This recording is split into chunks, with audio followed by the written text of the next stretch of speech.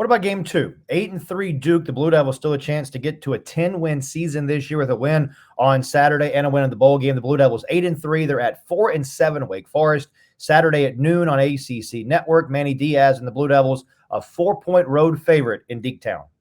Yeah, as some Wake fans wonder if Dave Clawson's going to move on or who knows, pull a Tony Bennett and shock everybody with a retirement in his mid-50s. This is another rivalry matchup between two similar programs, right? Whereas NC State and UNC are these two large public universities, bigger budgets, longtime rivals. Duke and Wake Forest are the two much smaller private universities, smaller budgets, smaller stadiums, but also longtime rivals. The Blue Devils and the Demon Deacons have higher academic standards than most others in the Big Four, much smaller stadiums, much less recent gridiron success than certainly the public universities in the ACC, or most of them. The football struggles at both Duke and Wake in the modern era actually underline the extremely rare nature of what Coach Manny Diaz is trying to accomplish here in his first season as the head coach of the Blue Devils.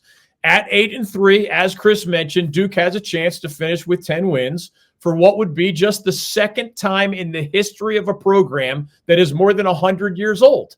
Similarly, Wake Forest has finished with 10 or more wins only twice in its long history. One was 2006, a famous year when the Deacons went 11-3 under Jim Grobe and won their only recent ACC football championship. The other at Wake was in 2021 when they did go 11-3 and play in the ACC title game. They lost it, but that was under their current coach, Dave Clawson, who might be the best coach in Wake Forest football history. I think he is. He and Grove probably are the two during the 70-plus year ACC era. Although Wake Forest has had the better of this rivalry lately with a 16-7 record since 2000, Duke has won 2 in a row against the Demon Deacons head-to-head and is the slight favorite, as Chris said, again this year, mainly because I think of its consistently strong defense under Manny Diaz, who, of course, is a defensive guy.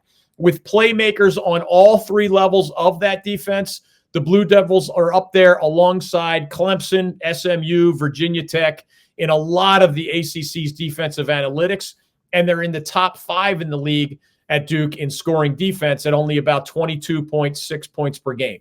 Wake has lost 3 games in a row, largely because of its leaky defense, which has given up 33 points per game and ranks among the worst in the ACC statistically.